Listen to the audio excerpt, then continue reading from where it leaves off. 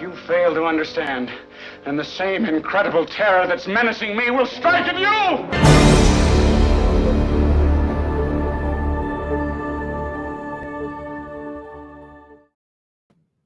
Hey, hello everybody. Sterling, where are you guys going? Here we are. Wait, we're what? on. We're on. Hey. So anyway, this is going to be a very special experiment. This was actually Sterling's idea because occasionally I talk about film or I make film recommendations, and Sterling's like, "Wow, I'd really like to talk about film more." So I thought, let's do a little bit of a trivia contest. Let me ask my dear filmmaking friend. So I'm going to moderate this thing. I'm not going to answer, but I've got my other film school graduate, Rachael Hastings. So good luck, Sterling. I'm the amateur in every discussion. But Sterling, you've been out of Rachel's only been out of the Sea Org for a little bit, about the same as me. Fair. You've been out for like 20 years. I mean, you've had plenty of time to catch up with pop culture. You know. Yeah, but I just been rewatching all the Steven Seagal movies over and over again for 20 years. So, yeah, that is Give me Steven Seagal for 10 points. Yeah. Okay. So next time we do this, I'm putting up a Steven Seagal category. My twin brother Justin agreed with me. He's like, Steven Seagal, best movies in the 80s. Yeah. Okay. That's fair enough. So I have to say something though before we start. Yeah, you two guys, although you've never met each other, I consider you both very dear friends. Rachael, I've known as long as she's been in the Sea Org. You two are about the most two traveled people that I know. In other words, I think you two, of all the people that I know, have, because during your career in the Sea Org, Rachael, you obviously traveled a lot. We've heard some of that from you, traveling around doing documentaries for the church. And then when you left, Sterling, you then had a chance to work in Saudi Arabia and do a lot of traveling. So essentially, I want the audience, the people in the chat, to know that these are some seriously knowledgeable world travelers, and maybe sometime we'll do a trivia on airports.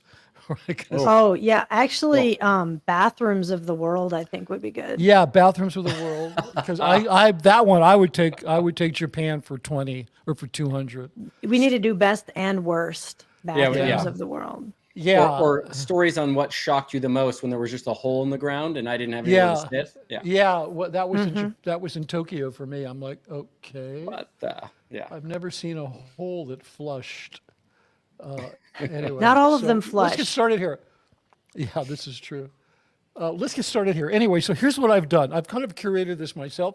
I could have just gone and bought a copy of Trivial Pursuit Silver Screen Edition, but I thought, why do that? I'm just going to kind of do a little research and do some questions that I think will also make interesting conversation, because at the end of the day, as much as I hate that phrase, this is an excuse to have a great conversation. So here, I'm going to put this up. Now, these are the genres that we're going to be dealing with: drama, comedy, which is also romantic comedy. I think most comedies are actually romantic comedies. Westerns, action, adventure, horror, animation, science fiction, musicals, foreign language, and general, which are just kind of not specific to any one genre. So, where's the LGBTQ section? Well, because I would crush you. You would. Speaking of which, did you watch Naiad? Have you seen that? Oh, I have not yet. I knew that story because I heard her TED Talk years ago. I think you'll like it. I'd like to get your review after you see it. Let me know after you see it. I mean, plus it's starring, two of my favorite actors. So, and I just have to ask, sorry, because Rachael, did we ever cross paths, or did I just miss you? When did you? I left in 2004, 2005. I joined in 2004. Okay, so I did go up to gold in 2004 and 2005. Yeah, and I think I left in early to mid 2004. I left the gold base. I was down in LA until the beginning of 2005. So yeah, we just missed each other. Were you working in LA or just like doing like your get out of? I was just trying to get out. Yeah, I was just trying to get out. So you were doing clay demos at PAC. No, I was actually blowing to baseball games. Good for you. Dodger Stadium's not that far. No, and there's a bus that goes right from Big Blue down to Bigger Blue. Yeah. Yeah, I know, but you told the story about like the color the color science thing and the printing of the photographs, right? Yes. Was that yeah, you? yes. I have the covers. basically the same story, but like 10 years later. Really? Yeah, like with I hope no one and then hit it you was though. just the colors of the lights. No, we didn't have any hitting. I mean, that got a lot more restrained away from, I guess, the safety of gold base, that super secure base where anything goes. Right. Yeah. So Boy, isn't that the truth? No, so you'll have to tell me that story either in this one or we'll talk separately, because it is kind of funny that's not such an obvious thing to some people. no, but just the Especially- fact that we'd have to do the whole, I mean, that same conversation was happening again. It's just like a hamster wheel. It's ridiculous. So yeah, but that's color it's like- science is for another time. Oh my goodness. Yeah, it's kind of like a film strip. It just keeps repeating, looping. Yeah. And looping Yeah. and looping and looping, kind of like those strip malls where they have a Jamba Juice, a Starbucks, a Gap. Yeah, it's the same- You just drive yeah. down Ventura Boulevard and you see it again, and then you see it again, and then you see it again. Yeah. Right. Some things in Scientology are a little bit like that. Okay, so I realize I don't have this very well organized. So, for one thing, I have all of my questions and my categories are on my other computer, so I'm going to have to look over here, and I'm not sure how we're going to pick who's going to go first.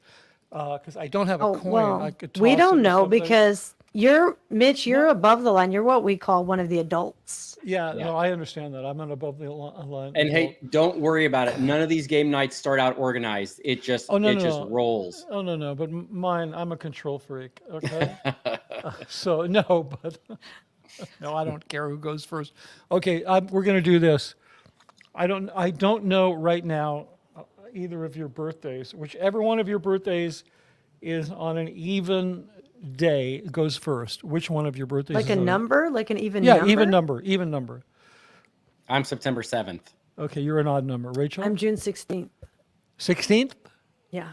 Okay, so you're going to go first because you're an even number. See how easy that was? By the way, I'm definitely an odd number as a person, but well, no, that's different.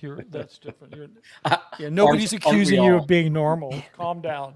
please, No, please. That little trick, by the way, that little piece of organizational magic, which odd birthday, even birthday. That's from keeping it within the film context. That's a piece of assistant director technology that I learned a long time ago. If you have to really quickly separate a crowd of extras, and there's too many of them to address, you just say everybody born in the first half of the year go on that side. Everybody, and you just use things like that. So. Just thought you'd all like to know. I never get that many extras to have that problem. Yeah, well, that's because it's because we didn't get to work together at Gold. It went like this: you put 200 in the budget, you get 50. So if you need 50, you put 200 in the budget because it's going to get cut. Okay, Rachel, pick a category, and I'm going to ask you a question. Oh, we get to select. Yes. Oh my goodness. Let's do musicals. Okay, good. Here's a musical. Here's I'm going to have to unfortunately be rude and look off camera, but here we say. I'll give you an easy one to begin with. Well, I hope I get it. What color did Frenchie color her hair in Greece? Oh, I know that it's one. I shouldn't. Red. That's close, but that's not it. So do you want to try to steal? Yeah, try it. Sterling? I thought it was pink. Yeah, pink. Ding, ding, ding, ding, ding. Okay, I didn't get a score sheet. Somebody in the chat, will you please keep score? Who's going to hand? Oh, out wait a here? second. Wait a second. What? Do you have what do you got there? You have a score thing?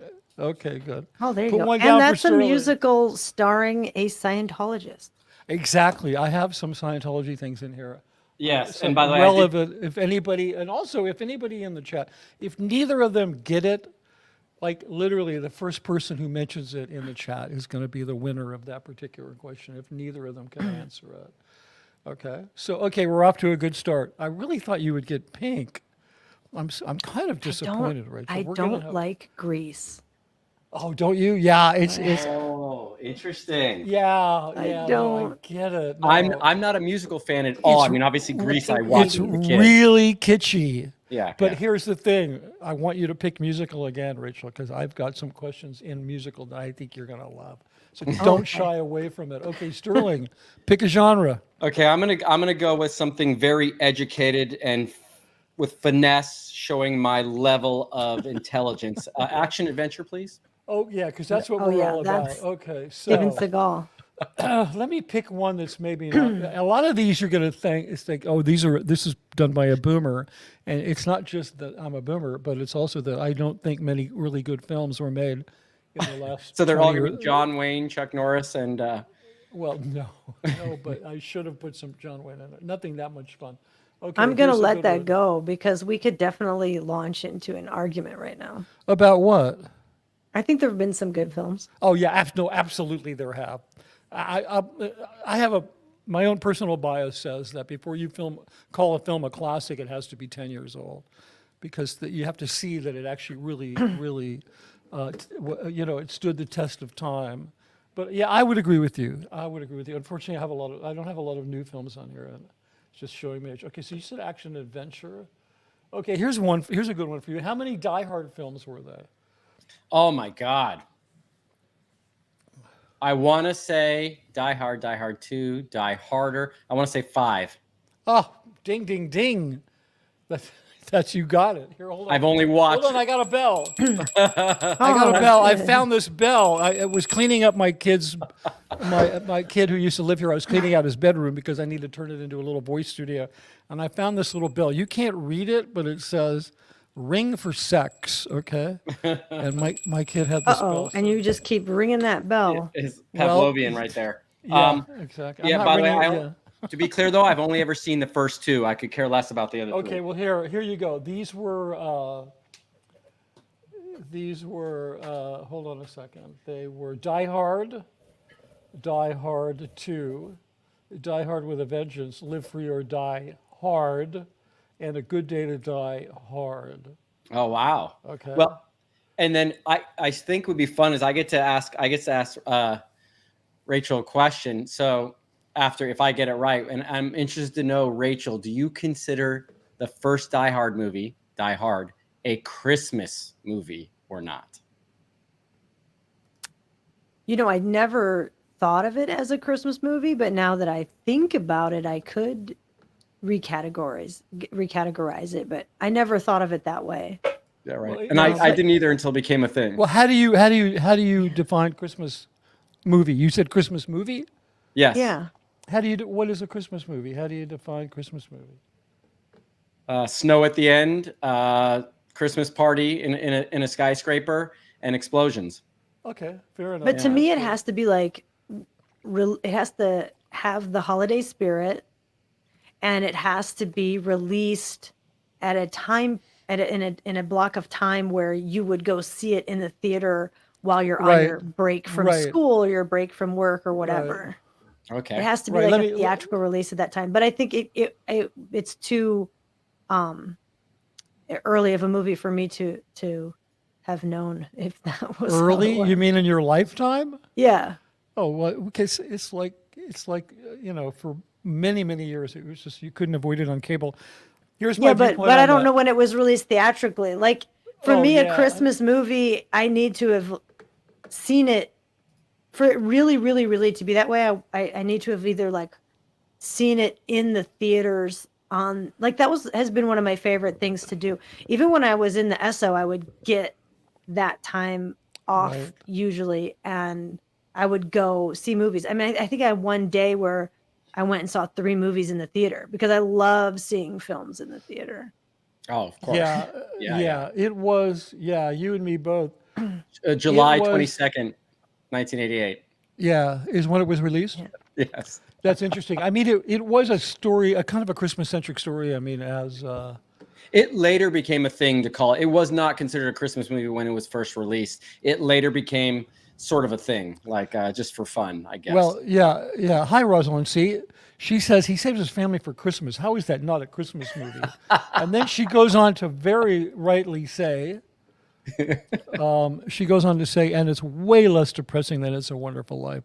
So I'm going. that's I'm going to true. go. I'm going to go with Rosalind and say it's a Christmas film.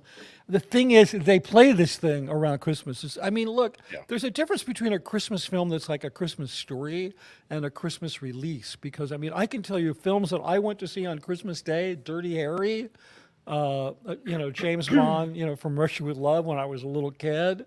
So because they do these releases, True Grit, I saw on a Christmas Day. So I think there's a difference between a Christmas release and a Christmas movie. So I don't think Die Hard is either, but I really get. And I think you're right, Rachel. I think you're right. There is a certain. It's not every criteria. There is a certain enjoyment in going to a movie theater, especially on a cold December night, and seeing a movie that does add to the experience of it being that time of the year. Yeah, especially part of the magic. Especially when mom kicks you out of the house because she needs to make Christmas dinner, and then you watch the movie and you come home and the house smells like whatever your mom made for Christmas. For me, those are the kinds of Christmas day. We in my house, it was a tradition to go to a movie, to be kicked out of the house, go to a movie. And, we usually go down to Grandma's Chinese on Hollywood Boulevard or something like that. Okay, Rachel, you're up. Oh, I'm supposed to choose a category? Yeah, or I'll pick one for you. Yeah, why don't you just pick a question for me? Okay, good. Now, also, I should tell you that some of these are, they're bonus questions. Means you get 2 points. And it's just random. I just made it up. But the bonus ones, I have film clips to show. They're a couple of minutes long. Ooh. Which I thought that might be kind of interesting. I have some, Absolutely. either a trailer or a film clip, just to make this thing a little. Trying to think something that you would know. Okay, here's one. You have no idea. I mean, I'm so random. What I would know is probably pretty hard to predict. And I'm not really like a trivia person, so that's why I asked you here. Pretty random what I'm going to know and not know. No, but I didn't ask you here because I thought you had a great knowledge of film trivia. I asked you here because you're a really interesting conversationalist. That's the more important thing. That's a lot to live up to after shooting all day. Yeah, that's and trying to get. It took me over an hour and a half to get to my shoot in Los Angeles because the 10 freeways burned down. Oh that's right. You had to deal with that. Oh my God. And it took me, I thought I wasn't going to make it back. Like we wrapped at 5 and I thought I wasn't going to make it back in time for this. It took me almost 2 hours to get back. Oh my wow. And and the words freeway burned down, I really never thought I'd hear that. Oh no, and they don't know how long it's going to take to fix it. It's amazing. Yeah, apparently don't go downtown or anywhere. Yeah, that freeway collapsed during the Northridge earthquake, and they had it back up in a year. So. A year of this kind of traffic. But this is nothing. I mean, this is like whatever. They'll figure it out. I hope so. Yeah, they'll figure it out. They just they got FEMA. They got all the government people. It'll never happen. Okay. So. Oh yeah, because they did so great in some of these natural disasters. Oh they're great. They're I don't know how you can criticize. Okay, so I'm trying to think. Okay, here's 3 to 4 weeks to repair because it didn't collapse. Oh, that's great. That's definitely better news than what I've been hearing. Yeah, I have a feeling they'll be able to do it pretty quickly. Okay, do you have a question or do you? Yeah, I don't take the 10 anywhere. Yeah, well, that's you live in Agora and you work in Malibu, so you get to take like the most picturesque route in Southern California. It's like a 15-minute drive over the you go through Kane and Doom Road, right? Yeah. Yes. Beautiful, fun drive. Woohoo! Lucky you. But I just work somewhere different every day. That's the problem. There's zero, and sometimes I don't find out till like 11 p.m. where I'm going the next day. Oh my goodness! Yeah, no, that's not. Yeah, LA traffic is what everyone says. It's a nightmare. Yeah, I am a little lucky. But yes. Rachel, come on, how much vastly superior is this to chapters of your previous career? It's way more fun. Yeah, I don't know what you're. Yeah, and at least you could a lot less evil. Yeah, well, at least now you can bitch about it and not get a security check. Yeah, exactly. So, Do you, Rachel, pure curiosity, on a 2-hour drive, long drive, do you listen to audiobooks, YouTube, or do you just listen to music the whole time? I mix it up, all three. Yeah, no, I try to catch up with all these YouTube channels, these Scientology YouTube channels, like, but there's more than even with the amount that I drive, there's more than I can keep up with. Right. And then sometimes audiobooks.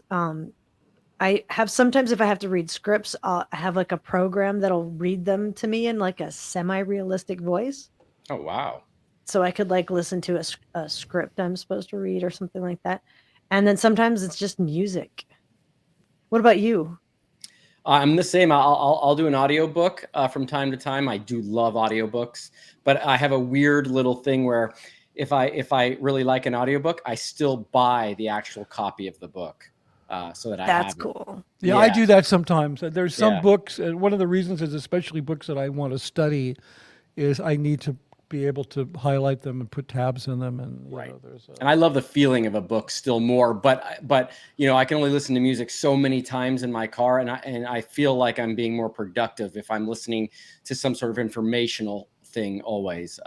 Right, because exactly. having grown up in the Sea Org, you need to feel productive. That's a thing. Like I'll start to be like, oh no, I need to be doing something. I need to be working. And I'm like, I just worked for 12 hours. Yeah. Yeah. This is crazy. Exactly. It's just like, you're going to go home and do some. Yeah. I totally get it. But no, cool. Well, I always wonder that. So that's not that anybody asked me, but I'm unemployed. So the best thing about that is when I get up in the morning, I'm there. Okay, that was humor. That's called gallows humor. If you had a traffic story, Mitch, we would have asked you, but you didn't. Yeah, I'm sure that I used to drive to Gold twice a week, and that's a traffic. You story. did enough. I know. I randomly call Mitch on my drives a lot of times too, with no text. I just randomly call Mitch, and half the time he's on the air. Oh, yeah, and it's only because for some reason you call when I'm there. Not it doesn't. It's not a reflection of how much I'm on there. By the way, can I just say I love the fact that you guys found each other after, and you're able to have that conversation or have that whatever relationship you have together. That to me is awesome. We were friends, even though we didn't see each other a lot, but we were actually good friends. I mean, Rachel was. I'm just going to embarrass the shit out of you, but she was one of my favorite people in the Sea Org that I worked with and that I knew, and I was always trying to get her up to the base so we could work together. Right. And then I ended up at S&P and we got to work together there. And then, you know, the shit hit the fan and I went back to Gold and blah, blah, blah. And then she left. I think it was actually Mike Rinder who told me. It was Mike. Yeah, because Mike was one of the first couple of people I talked to when I started really disconnecting from Scientology. And he said, have you spoken with, he said, do you know Rachael Hastings? And I went, yeah. And he said, well, That's she's crazy. left. Because Mitch and I basically disappeared at the same time. Yeah, even though I was at Gold and she was in LA, we kind of both, it was right around the beginning of the lockdown when we sort of faded out. So interesting. Interesting. But Mitch was a big, like my whole goal when people were asking me, well, where are you going? Because I was cleared for Gold, I'm going to go to Gold and work with Mitch and do main unit stuff or be a second main unit or, whatever. That was always my goal. And that was never disputed by anyone. They were like, yeah, of course. Yeah. Right. Yeah, so then Mitch leaving was a piece in the puzzle of me being like, okay, come on. Yeah. That's interesting. Yeah. I mean, if you'd asked me when I was leaving, like, who else do you want to leave? My top three, Rachel was on there. Absolutely. Never mind the other two because they're still there, but there's just people that you just want. Oh, absolutely. Yeah, like Sean Alcock is on my list. He's one. Yeah, but unfortunately he's never going to leave. And Sean, I know Sean. Did you know Sean? Yeah. Because I worked with Main Unit Gold. He became crew chief. Yeah. For many years. We basically were born. Yeah, because even though Rachel wasn't at Gold very much, she was run by Gold, so she knew Kevin really well. I was run by Kevin for years. McHenry. Yeah. McHenry? Yeah. Yeah. No, Sean and I grew up in the same place. Our parents knew each other. He'd be rough on the edges sometimes. He's got this fantastic personality, but he was always one of my closest friends. Even when I was in trouble.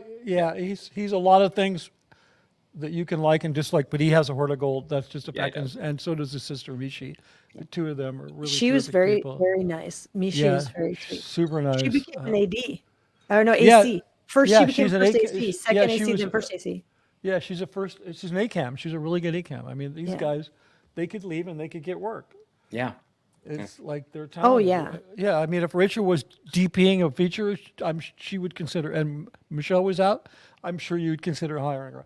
I mean, if the union yes. whatever. Sean hates gay people, so Sean he would have a hard time working in Hollywood, but he's just brainwashed. He's horribly homophobic. I used to joke with him that. Yeah, you've actually told me about that before, Mitch, I think. Yeah, I can't say it on the air, but I used to say, wait a minute, Sean, are you sure that maybe your scoutmaster didn't take you behind the tent? Well, Is that why you're so mad? I find it interesting because we grew up almost the exact same way. Right. Step by step. And I never had that feeling. It never occurred to me that there was anything wrong with a person that had inclinations towards the same sex. It didn't occur to me, but mind you, I didn't think about it a whole lot either. Well, but it's interesting to me. You don't in the C word, but that's a study. You don't necessarily in the C word, but but a hatred for it. Where does that come from? Well, I don't know, but I think it comes from your own trauma. Jinx, you owe me a Coke, Rachel. What? We said trauma at the exact same time. We don't play that game in this house. Otherwise, oh my gosh. What? Why Jinx. not? Jinx, you owe me a Coke. What? You don't play that? Because the kids will overdo it. Oh my God. Yeah, that's right. Your kids they'll torture you. God. They will learn to say things at the exact same time as you, just so they can engineer Cokes out of you. Yeah, you're smart not to do that. Or Jinx, and you're not allowed to talk until someone says your name. Yeah, exactly. Also, I think working on the shoot crew, we would sometimes cast gay actors, right? And it would always be a little bit of an uncomfortable situation because, you have Cirque members and they're like, they believe that there's such a thing as like gay cooties. You know what I'm talking about. And so, Oh, that exists. You can catch it through. Yeah, you can catch gay cooties. It's really a thing. Yeah. And so, I think some of the Cirque members at Gold would be exposed to it that way because they wouldn't purposely hire gay actors. But let's face it, there's a certain percentage of the population which you would expect to be gay because that's normal. So if you're casting a lot of gay actors, which Gold casts tons of actors, you're going to get some people up there that are gay, and they're not, stereotypically gay. And we can talk about that. I mean, just the fact that L. Ron Hubbard wrote what he wrote about, it's horrible. About that, and that people believed in up till now that still stands when he was talking about it in 1950. It's like it's insane to think about. Yeah, it's really horrible. And one of the things is some of these gay actors did a really good job to the point where it was noted. Like David Miscavige would see the submission on the film and he'd say, that person did a really good job. So then they had to keep hiring that person because nobody's going to tell him, oh, sir, I'm sorry. We don't want that person back because they have gay cooties. But anyway, we're getting off the subject here. Who's next? I've lost track. Sterling, I think. Oh, no, no, I think Rachel. This is bound to happen. Rachel, I find you fascinating. I would love to talk to you again sometime. Same, absolutely. Well, we still have some time, so let's use this well. I think you were just no, wait, did you ask Rachel the question in the end? I don't think we did. I think it's Rachel's. No, I'm looking for a question for her, okay? We're just going to let you pick it. Yeah, now a lot of these are multiple choice. You want to pick a genre, or you want me to pick it? Oh, yeah, do a multiple choice one. Yeah, I like my a multiple odds choice with one. This is from the general category, and the question is... What's a general film? Sorry? What's a general film? No. It's a general category, meaning it's something about films in general. Okay. You get what I'm saying? I'm not going to give you one. No, just ask me. Yeah, I am. Here goes. Okay. If you just be quiet a second, I'll ask you. Okay, ask me. Okay, here we go. You ready? Now? Okay. Adjusted for inflation, which movie has made more money in the domestic box office? Okay, Star Wars Episode 4, A New Hope, E.T. the Extraterrestrial, The Sound of Music, or Gone with the Wind? And just in the domestic box office. The domestic box office adjusted for inflation, right? Let's say Star Wars, the first Star Wars, E.T., Sound of Music, or Gone with the Wind? Gone with the Wind. Yeah, ding, ding, ding, ding, He's ding, right. ding, ding. He's totally right. There were no streamers then. What? Oh, wait a minute. No AMPTP. Is that, I guess, what year was, you had to go to there was no Netflix back then. Oh, Mitch. is that what you mean? You don't have to Google that. I thought you meant streamers. I thought you meant, never mind. No, everybody's been striking against them, the big. Yeah. No, I get that. I totally get that. So, you had to go to the theater. And I know that it's just, it is a huge sensation. People obsess over that movie. Well, Gone with the Wind was a huge deal, more than people know. And it was showcased for a long time as a big, like road show, widescreen extravaganza. It was also one of the most expensive films for a long time because why? Because they burned Atlanta, or a facsimile. Okay, that was really good. Sorry, Sterling, what's going on there? The chat wanted to make sure I gave Rachel a point, so I was just showing that I gave her a point. They thought I was cheating. Yeah, and I've actually never seen Gone with the Wind. Yeah, and you know what? Nobody got it in the chat. Yeah. I knew the answer, but I've never seen the movie. Hey, guys in the chat, do me a favor. If you have an answer to one of these, hold it until after. Well, I can't see it, the chat, right? Well, no, and I'm going over. Yeah, you can't. Oh, no. Yeah, you can. Can you could see the. Rachel, can you look? Well, because you don't have a channel. I don't know how that works. I don't have a channel, so I don't see the chat. Sometimes they pop up, but I think you all have to make them pop up for me. So otherwise, everybody could be just. I can't do that. Complaining about my hair or something, and I would have no idea. Just no, I'm not going to. Rachel, all these are just saying she's so beautiful and smart. There's nothing else in here. Yeah, no, it's your. I'm glad you can't see these. You would be pink. You'd be hard to light. Literally, you would be Mitch, embarrassed. When you ask the question, I click over to Sturges so I can't see the answers. Just so you know. That's what I'm doing. Oh, that's cool. Yeah. But if they would just wait until my honored guests finish, that would be fantastic. That's a tough ask. And if they don't get it, and whoever gets it from the chat first, they win that question. Okay, so now you're up, Sterling. Do you want me to pick one, or you want to just? No, hit me. Hit me with your best shot. Oh, okay. Well, I'm feeling particularly. Okay, I think it's time that we do something like this. Oh, no, you're never going to get that. Man, I didn't think this out very well. Okay, here's a good one. Multiple choice. This is in the drama category. How old was Orson Welles when he directed Citizen Kane, considered by many to be the greatest film ever made? Here's your choices. Was he 32, 42, or 25? I would say 42. Okay. Well, chat, anybody want to try to answer that? Oh, I don't get to? Oh, no, sorry. Rachel, God, oh my God. Rachel Steele. I think he was 25. Oh, absolutely. You got it. And the DP was Greg Toland, and it was shot on the Mitchell BNC, right? And the Mitchell BNC. You want to know what? When I went to... sitting, the actual camera, I have a photo of me with the actual camera. Oh, yeah. Sitting at the ASC Clubhouse. Really? Hollywood. It's there because it was at Mark Armstead for a while, and they had it, and then believe it or not, they had that camera for a while at LA City College in the broadcast department, where I just decided for the heck of it to take a film class, which is how I got into film, and I actually learned that camera because we had a professor named Peter Gibbons who was head of the camera department at CBS Studio Center. He'd been an operator on the Cinerama films, like How the West Was Won. Wow. And this those big three. This guy had operated on some of those. You could not spend an hour with this guy without loving filmmaking so much that's what you wanted to do. He was an amazing guy. But yeah, that camera, you're right. It's a Mitchell BNC. Yeah, it's at the ASC Clubhouse. I've done. Wow, that's so cool that it's there. With it, I did a selfie of it with a few different ASCDPs. You should probably, you're using some acronyms right now that are just as like worse than Scientology. A little too movie. Yeah, No, I speak one language, which is movie. Director of photography. Yeah, but ASC is the EP, and ASC is the American Society of Cinematographers. And if you Right. watch a film and you wait for the credits for the cinematographer or director of photography to come up, if it says a name and then comma ASC, it means they were invited into this guild that's very hard to get into.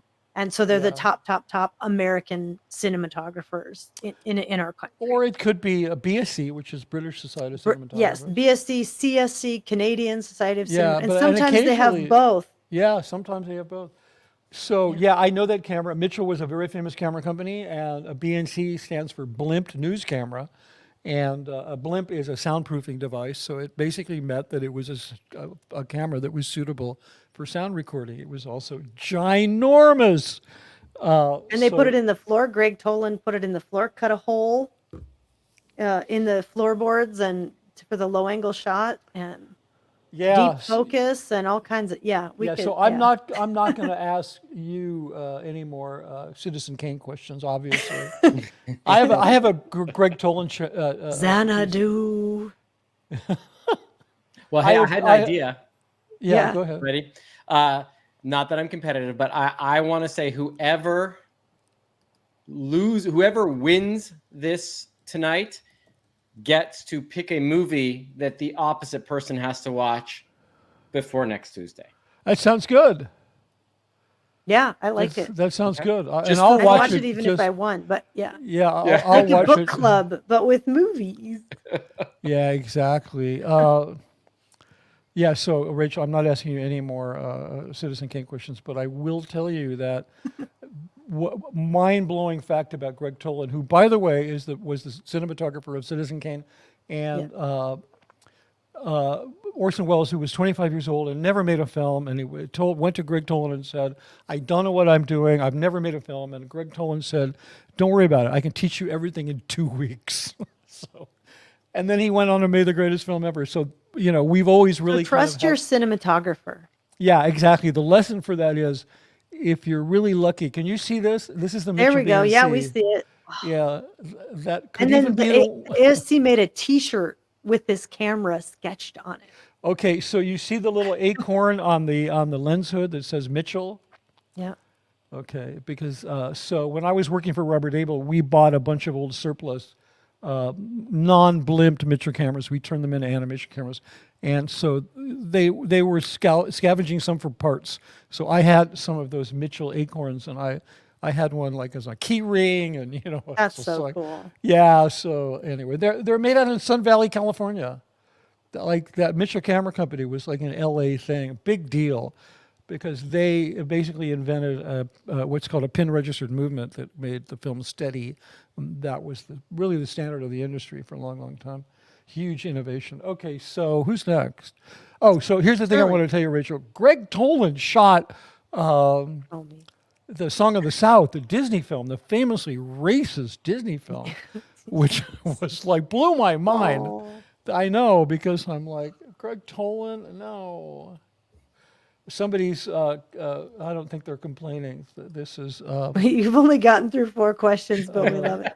Sorry. Yeah. And Mitchie has like 137 questions. No, I don't. I only video clips and photos. Hey, I'm stalling. I only have 5. Okay. Hey guys, dig in. We're going for 4 hours tonight. No, we're not. Oh, God. No, I have to shoot tomorrow. Yeah, we're not. So, okay, let's do the next one. Who's next? It is Rachel, because she stole my question. Okay, I think you'll know this. Okay, this will be Cheers. good. Okay. Cheers. What film, this is from Action Adventure, what film is most often cited as having the most intense car chase of any film? Was it, and now this is multiple choice, It's not The Fast and the Furious? was it Bullitt, starring Steve McQueen, The French Connection starring starring Gene Hackman, or The Italian Job, the original Italian Job? The Italian Job. Okay, so... I mean, the Mini Coopers, yeah. Come on. I mean, if you tell me it's not The Italian Job, you're wrong. It's Bullitt. No, it's The Italian Job. No, That's it's what I was Bullitt. going to guess. It's Bullitt. wrong. No, okay, it's Bullitt. And I'll tell you, here's the thing. No, Rachel, it's Bullitt. You need to go back and watch this. Bullitt was shot by Billy Fraker, who was very lucky. He's a cinematographer. I got to work with him on that film, Dusty and Sweet McGee. He shot that film that I was in, and the one that I got into Scientology off of. And Billy he told me this story. There's a scene in the film where thank you, Sarah. Steve McQueen chases the perp down to the San Francisco airport. They have a foot race in the airport. He shoots the guy, and the crowd is in such shock. This one woman grabs her kid and puts her hand over his eyes, and it's so believable. And Billy said, "Oh yeah, they didn't know there was a film. They thought we actually shot a guy." And he got this reaction shot of this woman who literally thought she just saw a guy being shot. So there's another. Well, I have an homage to that I put into a drag queen music video. Homage to a kid being shot, or to the having covering the eyes. The one from it's actually the parent an homage covering to Bullitt. The kid's eyes. Yeah, you mean okay. Do you want to tell us a little more about that? You have to go watch the music video. Okay, great. You send me a link. Flamey Grant. She's the first drag queen to top the Christian music charts. Really? Mm-hmm. How does that work? And she's a drag queen, and she's Christian, and she loves gospel music, and so her drag name is Flamey Grant. Flamey Grant. Like Amy Grant. I'm going to check her out. And she wrote a bunch of songs, did an album. She sang at our wedding, actually. No kidding. Yeah. And then I said, if you sing at my wedding, I'll shoot a music video for you. So I shot a music video for her. It did really well. And then she's taken off in the last year. And it's obviously very controversial.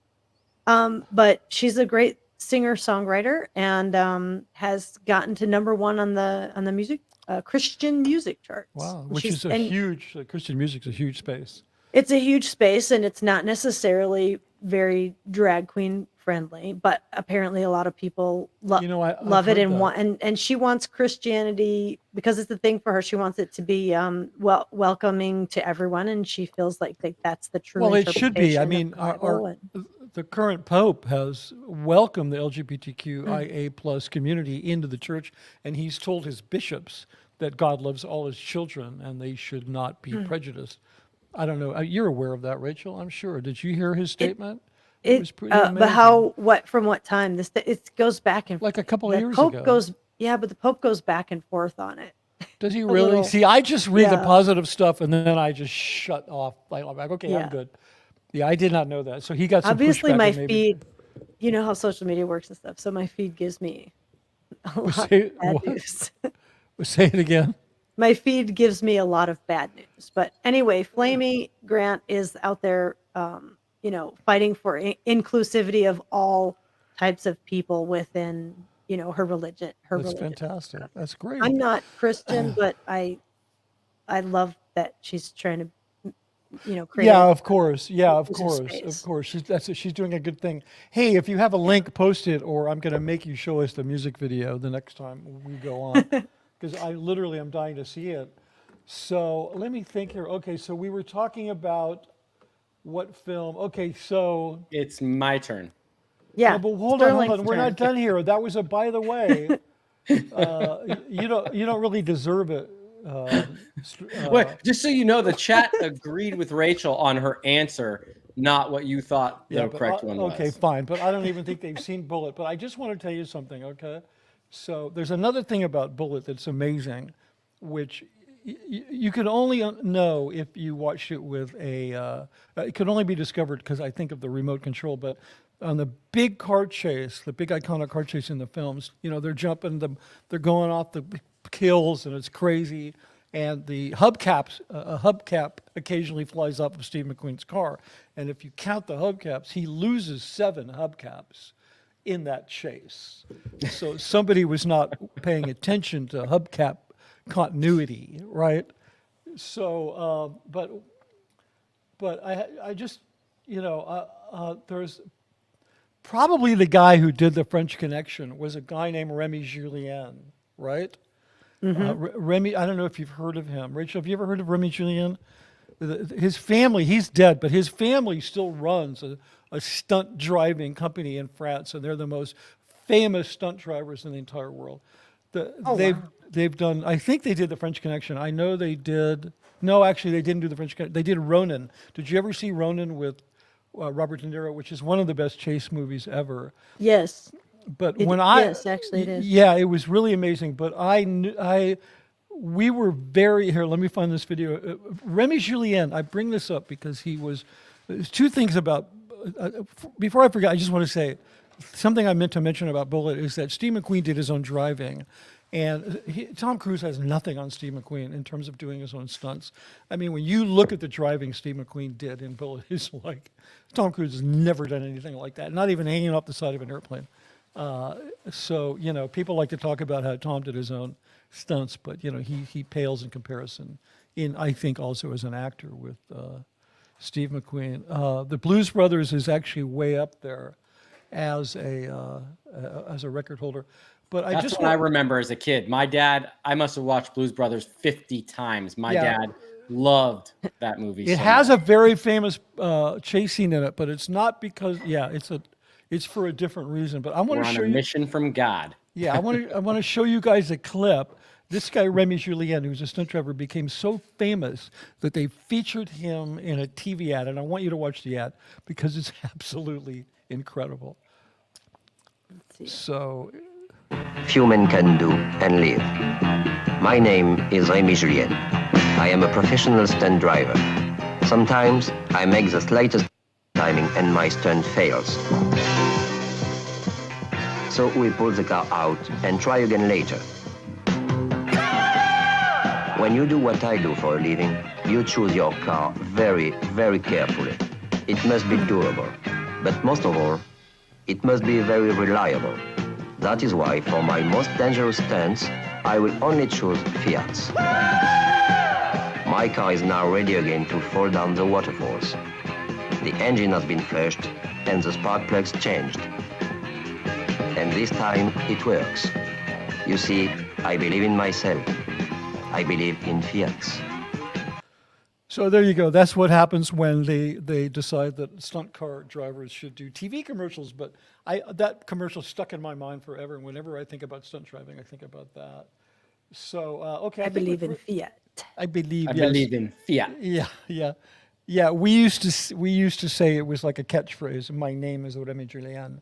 And we used to joke that Remy Julien, who was like Lassie, there were a bunch of them. If one of them like died, they just pull out the next one and like throw him in a car. Because the guy did like these outrageous stuff. It's funny because Fiats are notorious for being paper thin. Yeah. So what was the guy doing in a Fiat? Okay, here we go. Sterling. Yes. The people in the chat want more questions answered. So now this one is on you. Do you want me to pick? I do. I'm going to go with comedy, romantic comedy. Okay. Oh. Good choice. Good choice. So let me see what we got. Okay. So who wrote and directed Sleepless in Seattle? Was it Nora Ephron? Nora Ephron. No. Yeah, no, I just blew that. I thought it was multiple choice. Yeah, it was Nora Ephron. The answer is Nora Ephron. I forgot to put multiple choice there, but I think you knew that. You could have just started asking. I think we even just talked adding about random names. Yeah, I didn't rehearse this. Was it Nora Ephron? Mitch Brisker? Yeah, exactly. I should have just. Steven I don't Spielberg? want her. I don't want to say her name, but it rhymes with Ephron. Thank you. Yeah, no, but I just have to say that she was originally, because I wrote this and I want to say it, she was originally a journalist who helped break the glass ceiling for women in journalism, and she made a significant impact on romantic comedies through her biting and strong female characters. Okay, so Sterling, because I kind of screwed that one up, I'm going to ask you another one, okay? Yep. That I know you're not going to get. Probably not. Yeah, here we go. So, Preston Sturges' 1941 classic, Sullivan's Travels, one of my favorite movies, was the inspiration for which Coen Brothers film? Sullivan's Travels. Where art thou? No, that's close, but you didn't get it. Oh, brother, where art thou? Ding, ding, ding, ding. You didn't really give him a chance to answer. And as a special bonus, well, but that's fine. So I got the right movie. I just didn't say the name. You didn't right. say the title right. You had to say the title. What? So Well, you should give him the point. You should give him the point if he sings the song from the Soggy Bottom Boys. Guys, right I've never seen the movie, and I just I'll that. give him the point if he can tell me who the female lead was in Sullivan's Travels. I've never seen the movie. I just guessed it. Yeah. Okay. So you've never seen the movie. I have a little. You've never seen Sullivan's Travels? You need to watch some Preston Sturges. Preston Sturges is also the first to ever be credited as writer-director. Yeah. No, he was not just the first to ever be credited. He was the first to ever write his own film. Wow. Which is why it was the first ever. I know. You don't know that other people didn't write their own films. They just weren't given the credit. No, I know that they didn't. He was literally the first. Because you were there? Yeah, I was close enough. Yeah, in a past life. No, I have a feeling there were a lot of women directing. I have a feeling that they were getting shafted in the beginning days. But I don't know that they were writing. Like, who are you thinking of? You're absolutely right. Ida Lupino. Oh, I have no idea what was going on, but I know I know the history of Hollywood up until this very day is that people do things that don't get credited for them. Okay, he was the first person to be credited, while many women who are suspected of having written their films went unnoticed. Is that better? Does that sound?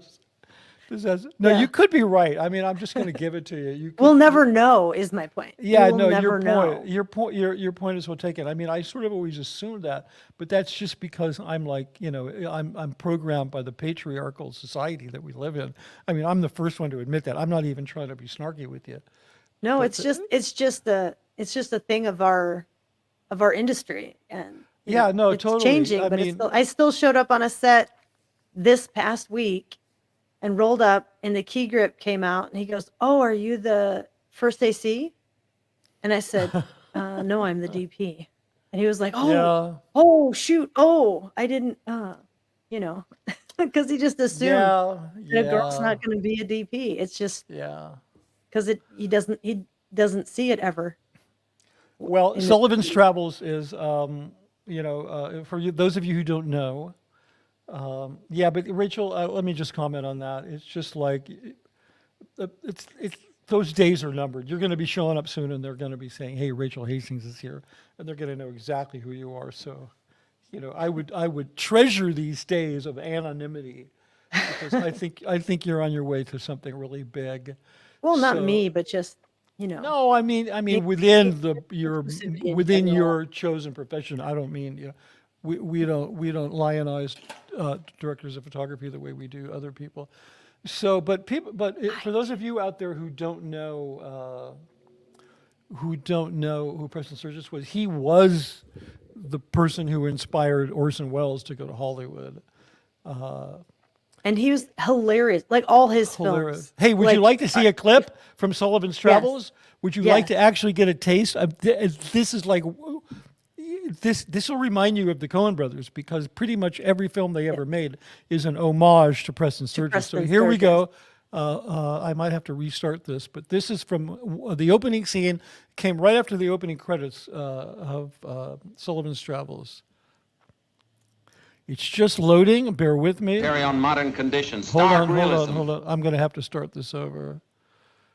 The guy talking is Sullivan. He's a film director. Here we go. I want this picture to be a commentary on modern conditions, stark realism, the problems that confront the average man. But with a little sex. A little, but I don't want to stress it. I want this picture to be a document. I want to hold a mirror up to life. I want this to be a picture of dignity, a true canvas of the suffering of humanity. But with a little sex. With a little sex in it. How about a nice musical? How can you talk about musicals at a time like this, with the world committing suicide, with corpses piling up in the street, with grim death gargling at you from every corner, with people slaughtered like sheep? Maybe they'd like to forget that. Then why do they hold this one over for a 5th week at the music hall? For the ushers? It died in Pittsburgh. Like a dog. What do they know in Pittsburgh? They know what they like. If they knew what they like, they wouldn't live in Pittsburgh. That's no argument. If you pandered to the public, you'd still be in the horse age. You think we're not? Look at Hopalong Care. You look at them. We'd still be making Keystone Chases, Bathing Beauties, custard pie and operas. a fortune. Fortune. Of course, I'm just a minor employee here, Mr. LeBrand. Hey, starting that one again. I wanted to make you something outstanding.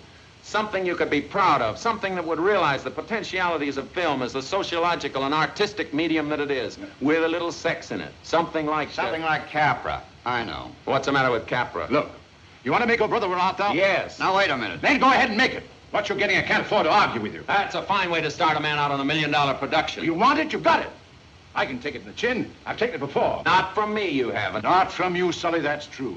Not with pictures like So Long Sarong, Hey Hey and the Hayloft, Ants in Your Plants of 1939, but they weren't about tramps, and lockouts, sweatshops, people eating garbage in alleys, and living in piano boxes and ash cans and Foy. they're about nice, clean young people who fell in love with laughter and music and legs. Now take that scene in Hey Hey and the But you Hayloft. don't realize conditions have changed. There isn't any work, there isn't any food. These are troublous times. What do you know about trouble? What do I know about trouble? Yes, what do you know about trouble? What do you mean, what do I know about trouble? Just what I'm saying. You want to make a picture about garbage cans. What do you know about garbage cans? When did you eat your last meal out of one? Well, what's that got to do with it? He's asking you. You want to make an epic about misery. You want to show hungry people sleeping in doorways. The newspapers around them. You want to grind 10,000 feet of hard luck. And all I'm asking you is, what do you know about hard luck? Yes. What do you mean, what do I know about hard luck? Don't you think No. I've... What? You have not. I sold newspapers till I was 20. Then I worked in a shoe store and put myself through law school at night. Where were you at 20? Well, I was in college. When I was 13, I supported 3 sisters and 2 brothers and a widowed mother. Where were you at 13? I was in boarding school, I'm sorry. Well, you don't have to be ashamed of it, Sully. That's the reason your pictures have been so light, so cheerful, so inspiring. They don't stick with messages. That's why I paid you $500 a week when you were 24. 750 when you were 25. 1,000 when you were 26. When I was 26, I was getting 18. 2,000 when you were 27. I was getting 25 then. I just opened my shooting gun. 3,000 after thanks for yesterday. 4,000 after answering your I plan. suppose you're trying to tell me I don't know what trouble is. Yes. In a nice way, Sully. You're absolutely right. I haven't any idea what it is. People always like what they don't know anything about. Certainly had a lot of nerve wanting to make a picture about human suffering. You're a gentleman to admit it, Sully. But then you are anyway. So there you go. That was just. That was a lot of dialogue. Yeah, but wasn't that great? I mean, Yeah, come on, it they was don't know how to. awesome. They don't know how to make pictures anymore. The skill And no level. cuts. No cuts. Yeah, no cuts. Yeah, was one exactly. take. Yeah, and the punchline is Sully decides he needs to go off and learn about human misery, and he learns a great lesson and has a great adventure, but he never gets the film. Oh, Brother, We're Out There made, and so then the Coen brothers decided they would make the film. Yeah, so Oh, wow. that's kind of the whole punchline of the thing. But My favorite line was that they live in Pittsburgh. They don't know what they want. yeah, exactly. They live in Pittsburgh. How could they know what they want? He also has quite some comedic moments in many of the films. They're completely comedies until the end. Then they become really ironic, and then they become uplifting. And he was actually the first director who was credited to do that. He was actually the director. Actually, who's up next? I believe it's Rachel. Is that you, Rachel? Are you up next? Yeah, you're up next. Probably. Sure. Yeah, I think Whatever. you are. So I'm gonna ask you a comedy one, another one about Preston Sturges. Okay. So here we go. What film director is credited for having first combined irony with comedy? No, I blew it. This is like I gave you the answer. I'm no good at this. You just said his name. I just said it. So anyway, it says, but we'll finish it anyway. So resulting in such classics as Sullivan's Travels, The Lady Eve, The Great McGinty, was it Preston Sturges, Frank Hopper, or Billy Wilder? And you would have said Preston Sturges.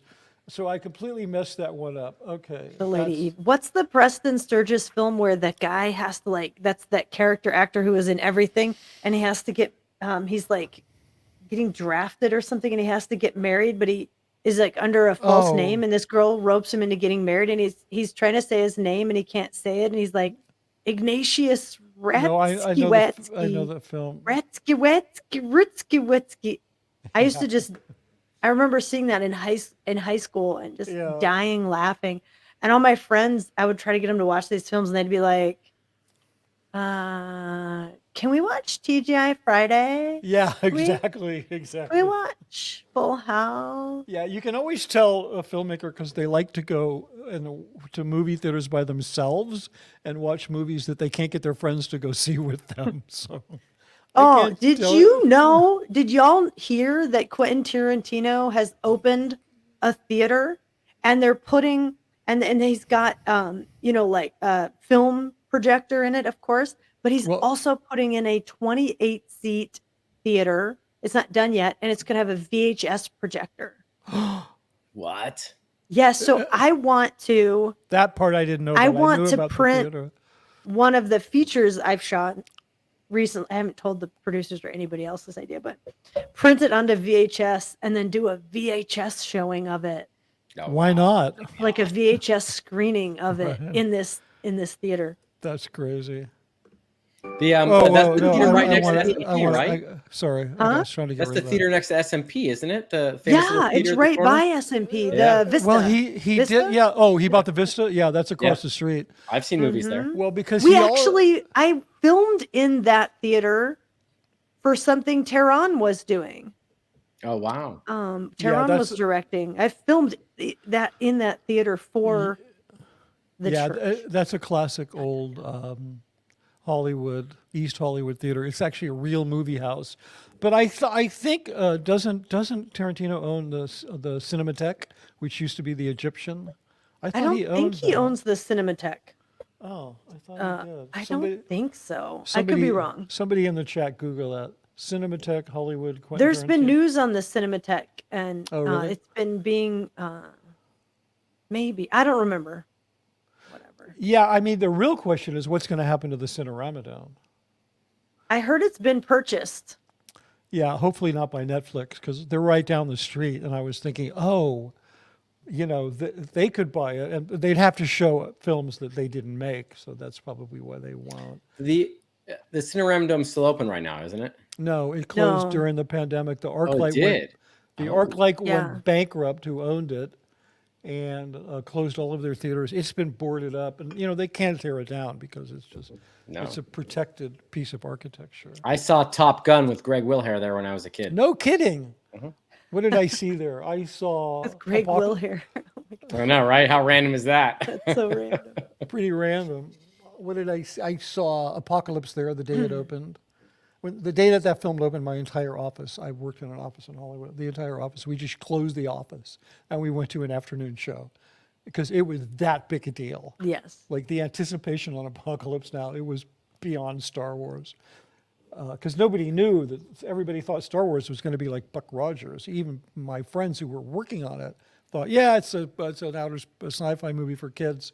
Nobody really knew how amazing it was, but everybody knew how amazing Apocalypse was. Didn't Star Wars inspire L. Ron Hubbard to try to delve into the movie business essentially? No, I don't think not so. That movie?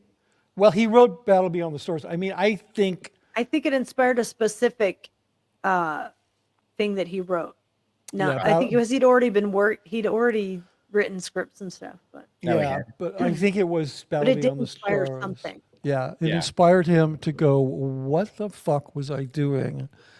With this stupid cult for all these years when I could have made Star Wars. I should have been the one to make that movie. The movie made billions of dollars, and I know he was really pissed off because he's like, no, I own space opera. That's me. And then that's when he wrote Battlefield Earth, and then he wrote Battle Beyond the Stars, which was, this film script based on the OT3 Xeno story without the word Xeno in it.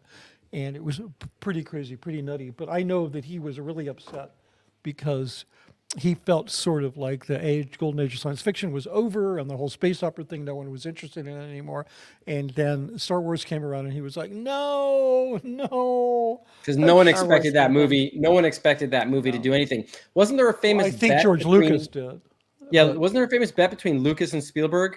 Didn't they offer each other some like 1% of each other's movies? Yeah, that's a really third kind. That's a really funny story. So here's the story. That should actually be tied into one of our questions tonight, but I'll just go ahead and tell you the story. So there's a guy named John Milius. A lot of you might have heard of him. He wrote Apocalypse Now. He directed Big Wednesday. He wrote and directed Red Dawn. He's an interesting guy. He used to be one of my older brother's surfing buddies. He was grew up in Santa Monica surfing and shit. And so Milius made this film, which I highly recommend everybody watch, called Big Wednesday. Some people say did you ever see that, Rachel, Big Wednesday? I don't think so. Some people say that it's the greatest surf movie ever made. It's like a legitimate widescreen dramatic film about coming of age in the Vietnam War, some surfers, right? And so he made it around the same time that Lucas was doing Star Wars and Spielberg was doing Close Encounters, and they were friends because he was the first. He was the first director who had gone to film school, right? And So the story is, and it's been verified by, I mean, the people who were involved have talked about it, that Lucas and Spielberg thought that Big Wednesday was going to be the greatest American coming of age film ever made. It wasn't. It was a box office flop. It became a classic. I love the film. I watched it again a couple of years ago, and I highly recommend people to watch it. So they made this deal. They both thought Big Wednesday was going to be bigger than American Graffiti. So they all traded points with each other. So so Milius got a point in Star Wars and a point in Close Encounters. And then Lucas, got like a point in Big Wednesday. And you get what I'm saying? So Milius made out like a bandit because Lucas and Spielberg got basically points in a film that made no money. And those two guys and Milius got points in Star Wars and Close Encounters. Oh, but wow. An interesting little piece of trivia about Big Wednesday is that it was starring, now I can't think of her name. Scientologist was the female lead, and the film. She was not just the female lead. She was like the emotional center of the film, and she probably would have had Lee Purcell. Do you remember her? Rachel, any of you guys? I remember the name. Yeah, Lee. She was an up-and-coming actress. She co-starred. She was the female lead in Milius's Big Wednesday. She did a number of features, much of TV, and then she just never. I mentioned to her not long before I left Scientology. I ran into her and I said, "Hey, Lee, I just watched Big Wednesday. I forgot you were in it. You were like amazing. She's really good in this film," and. She kind of turned white and felt very uncomfortable. I think something happened between her and Milius that he just didn't like her or whatever, and because she kind of didn't get a lot of work after that, and she was like the buzz, like people were talking about her performance when that film was made. So anyway, I want to jump into who's next because I got a couple. Sterling. Was it? Yeah, because you gave the last answer to Rachel, so it's me. Yes, yeah. So you need to pick something like foreign language. Okay, cool. That's not fair. No, you're not. That's not fair. Okay, go ahead. Pick something. I'll go. I'll meet you halfway. I'll do drama. Oh, okay, cool. You're gonna do drama. Okay, let me see. What do we got here? Let me see. Try not to screw this. And if it's a movie before 19, if it's anything before 19, what? 76, I'm out, man. Yeah. Okay. Well, damn. No, hey, I'll go at it. I mean, I'm good at guessing. Yeah. Some of these. Okay. I can't do that one. Can't do that one.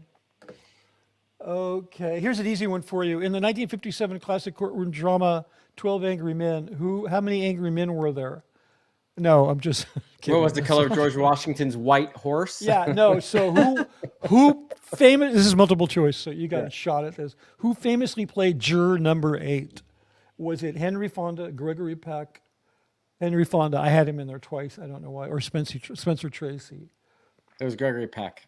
No, it was Henry Fonda. Okay, ding, ding, ding. Oh, I'm sorry, Rachel. I should have given you a chance. God, I'm so bad at this. Okay. This is a trial run, Mitch. This is a trial run. You should watch that film if you like films, though. Yeah, no, you should, and not the remake. Not the remake. 12 Angry Men. Yeah, no. Yeah, it has some famous. It's intense. There's many reasons to watch it as like an educational. Yeah, it's a hugely influential film. So guys, I'm absolutely writing these down. Like I said, I finished Urban Cowboy last night. Hey, what'd you think of that? Well, it took me four nights to get through it. So what do you think? Oh, you didn't really like it? I like that film a lot. No, I liked it. It's hard to see John Travolta in that role, knowing his other roles. I thought he did a good job. The only part that bugged me was the accident scene where he flips upside down. The way they shot that, I thought was so cheesy with the sound, and it was like, fair enough. Fair enough. I mean, he was a little tough to take because he's such a New York kid as a cowboy. Right. But I got to tell you, Deborah Winger was so hot. Yeah, she's amazing. She's and I mean, such a good actress too. Yeah. And funny enough, I only knew her from Wonder Woman. Really? Not from an officer and an officer and a gentleman in a bunch of films. She's a great you know actor. what? I did see Officer and a Gentleman when I was a kid, but it was a little brutal for me, so I didn't remember everything. Yeah, I'll tell you. Woman. I'll tell you. I Wonder probably Woman should. all the way.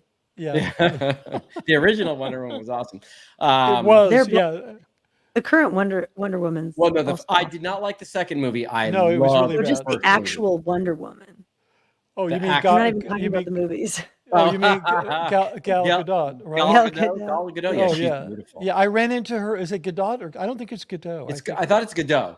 No, I don't think so. I don't think. Really? So. Yeah, I think because they don't talk that way in Israel. It's more like Gadot. I think I ran into her. I saw her at Gelson's when she was living in Studio City near. Did she use the truth? Lasso one? She used it to keep her husband in line. She was with her husband, and she kind of used it to sort of keep his gaze, properly oriented. So, it's hard to keep the gaze oriented. It is. Yeah, men are terrible. Wow. Yeah, so a lot Speaking of people. of John Travolta, though, have you been to a movie in the theater recently? Either of you? Yeah, I went to see the dreadful movie. Oh, Oppenheimer. Oppenheimer, yeah. No, more recently, because John Travolta is playing Disco Santa in the ads before the previews. Oh no! Oh, I saw the commercial. Yeah, the commercial. Well, they're playing it in the. I had a really theater. Juicy tidbit that I was going to tell you guys, and I got thrown off. You guys are really good at Disco Santa. Yeah, it was a little. I don't know why that would be distracting. By Wonder Woman.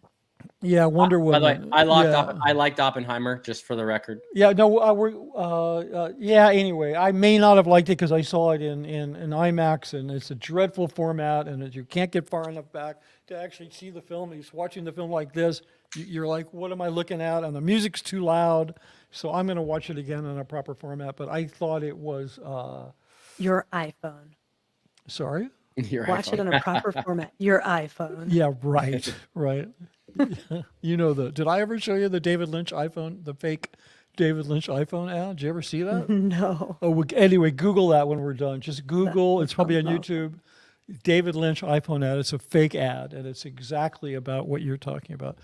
People think people watch a phone on their iPhone, and they think they've seen the movie. Such a tragedy.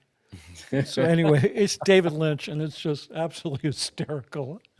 I knew a lot of Sea Org members who watch films on their phones, the ones who were lucky enough to have iPods or phones or whatever. Anyway, Deborah Winger, I knew her a little bit. We had a lot of mutual friends, and I was at parties with her and spoke with her. And she was famous for sleeping with her leading man as part of her job. Like, I got to have a romantic, with whether it was Richard Gere, who I heard wouldn't sleep with her, or John Travolta, who wouldn't sleep with her. And apparently she was really difficult to deal with on Urban Cowboy because she could never get John to sleep with her.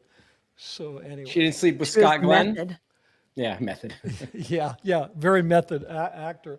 Okay, good. So let me see. Scott Glenn was actually pretty good in that movie. I was surprised. He's a good actor. I'm sorry, Scott. Can I ask a movie question to both you experts? Sure. Yeah. What'd you guys think of The Right Stuff? The Right Stuff is a great classic film. Oh no, The Right Stuff is a great film. One of my favorite films growing up. Yeah. Did you ever read the book? Oh, cool. No. Oh, you should read the book. You should absolutely read the book because it's one of the few books you'll ever read where you'll be so happy with the film. There's a couple of things left out of the book, which is. But I was a giant Chuck Yeager fan as a kid too. Like I loved everything about him, his stories, and that's why I have a P-51 Mustang in a picture behind me as well. Well, you'll be interested to know that Chuck Yeager's hero, Clay Lacey, was a pilot that I flew with doing motion picture work. So is this the Clay Lacey that they have the FBOs named after? Yeah, Clay Lacey Aviation. It's a company out of okay. That Clay Lacey. Wow. He was the all-time most winningest. The Reno air races. They race around pylons and P-51s. Yeah. Yeah. So anyway, he used to fly a jet for a company called Astrovision, and they had like periscope cameras sticking out of it. So I flew with Clay a couple of times, and he was. He was a Chuck Yeager character, and he'd do real fun things. I mostly was with him to shoot clouds, right? And so, he'd talk to the towers and find out where the clouds were, and maybe it was in Monterey or Northern California. You're in a Learjet, so it's like whatever. You're there in 20 minutes, right? It's like, or 40 minutes. And so he would do fun things along the way, like, take the plane 95% weightless, do barrel rolls and just like crazy stuff. Yeah, fun if you're the pilot. Yeah, apparently doing barrel rolls in a small jet is not an easy thing to do. Oof. So yeah, I've been in a lot of different types of jets, and yeah, it's fun is defined by the pilot, not the passenger. Yeah. Well, that depends on who's with you in the passenger cabin. That's true. That's true. Okay, look, Rachel's had a long day, so I want to get moving here so we can wrap up. Are you okay, Rachel? Huh? No, I'm definitely gonna fall asleep soon. Yeah, that's cool. So if you fall asleep, Sterling and answer for me. Yeah, we'll just pretend you're awake, and I'll try. Guys, this is my only chance of winning is Rachel falling asleep. Yeah, so. Exactly. There you I go. think you are winning. Okay, Rachel, I got a good one for you. Okay, which is one I also want to talk to the audience about. It's your turn, right? Isn't it your turn? Yes, it is. Okay, so here we go. What 1940? This is foreign language. I'm picking for you. Oh no. What 1949 French masterpiece was based on the Greek myth of Orpheus and Eurydice, but set in modern-day Paris? 1940 what? 1949 French classic was based on the Greek myth of, here's a hint, Orpheus and Eurydice, but set in modern-day Paris. I know that. I can't remember. But okay, well, you can't win them all. Hold on, Sterling. Any chance that you might know anything about this? I think it was a Steven Seagal vehicle. That was 1949, so he only would have been like a few years old. He wouldn't have been very old. So then I'll pass. Okay, well, I have a trailer for the film, and it's one of my favorite films. And I'm going to show you the trailer. This was a restored trailer. They did a 4K scan. So we're going to check this out right now. This is the film that was referring to. Just loading it up. Here we go.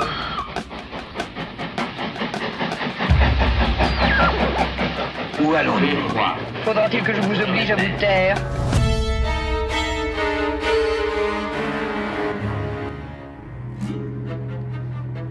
Votre nom? Orphée. Votre profession? Poète. Il n'y a qu'un amour qui compte. C'est le nôtre. Votre femme habite un autre monde. Il vous reste une chance. Le miroir. Il ne s'agit pas de comprendre. Il s'agit de croire. That's cool.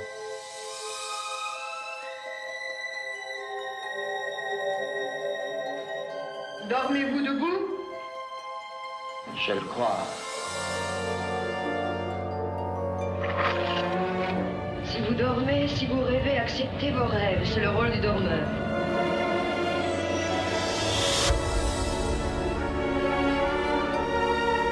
Aimez-vous cet homme?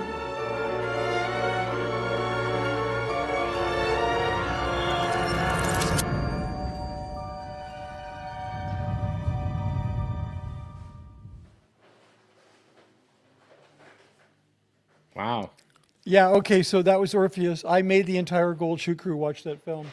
I don't know that many of them got it, but it's a remarkable film. If anybody out there has never seen it, you should absolutely watch it because it is just a stunning film. I think I'll watch it. Pretty much anything French or French. Yeah. Well, I think it's streaming somewhere on one of the streaming services. Criterion or something? Yeah, well, definitely it's on. I'm sure it's on Criterion. So, pick me. My turn. It's your turn. Okay, I've got one. General. I'm just going to pick for you. Okay. General, and let's see if you can get this. Okay, you'll probably get this one. Which of these three entertainment industries earns the highest income? Video games, sports, video games, or motion picture?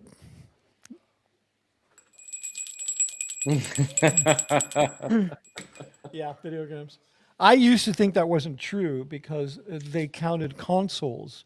In other words, they counted devices in that number, and that doesn't count because that would be like the motion picture industry, including back in the day DVD players as part of their income. So, but apparently it's true. So Rachel's just like, I don't give a shit. That's like boy stuff. I don't fucking care about.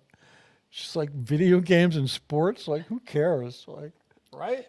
Kind of like how I feel about it, except for video games. I care about it if I get paid to shoot it.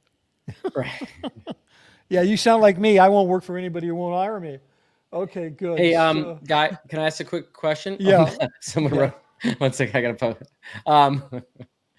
The Atkins, that's funny. And I'm having a great time. I want to make sure that's clear. But just out of consideration for everybody, do we want to go for like 10 more minutes? Do we want to answer some questions? Oh yeah, we've been for an hour 20. So yeah, and Rachel, if you're up for it, I would love to do this again with you and Mitch.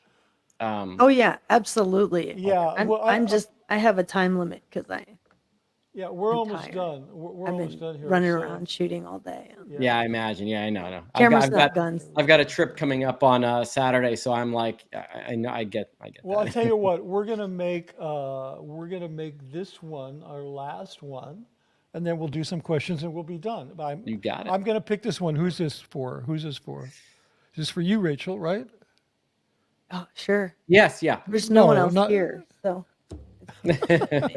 Well, there's okay, so this is from horror. Okay, that's horror, not horror.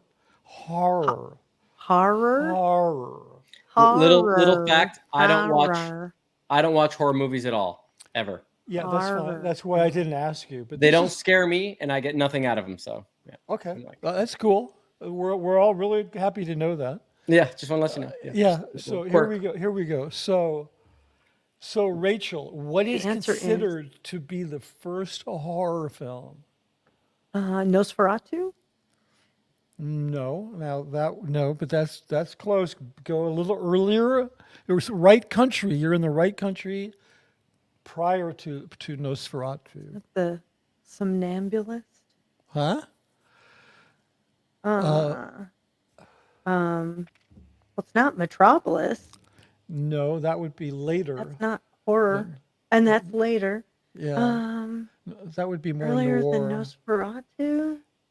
Earlier than Nosferatu. Earlier. It's considered to be, but it is undoubtedly the first. Of course, the Germans invented the horror genre. It's not Frankenstein. No, that would be That's American, and later that would be a talkie. And it's not. I don't know. I can't think of anything earlier. Isn't it Dracula? No, that would be later. Okay, so I have a restored trailer from the film. I believe it was 1920. Okay, and I'm not going to tell you the title. You're going to discover it.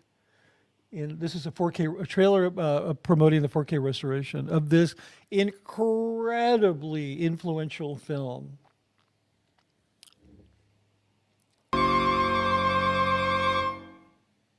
There you go, folks. There you go. It was a silent film, obviously. What's that? Silent film? Yeah. I mean, that's, if you ever took a film history class, you would definitely see that film. There's a few films that you would see. Okay, so good. We're going to do some questions. I have some starred comments. This isn't really a question, but this got starred. I don't know. Somebody starred this. Grease 1 was good, not Grease 2. Yeah, this is true. Like Saturday Night Fever was good, Staying Alive was not. Similar kind of thing. Cosmic Crystal said, just because it happens at Christmas doesn't make it a Christmas movie. Finally, we have clarification for that. That's a good point. We have Matt Elliott, the MAA SPTV Canada. It's good to know who the MAA is up in Canada. So right. I'm assuming that. Well, that's your MAA, your new MAA, Mitch. Yeah, it's not my new MAA. For SBTV. Oh, well, I guess you're not under Canada, but I don't think we have one. Yeah, we don't. Well, we do now. He's up in Canada, Matt Elliott. It's a good thing we're doing these questions now because OSA must be so freaking bored. They're like, they're just talking about movies like a bunch of nerds. Yeah. This is true. It would be funny if someone from OSA has a little note on the side and they wrote down one of the movies to go watch. Yeah, like, exactly. Okay, that might be good. Yeah, no, I'm sure they're taking notes for their. This must be one of the more fun assignments. Someone secretly like, that was actually interesting.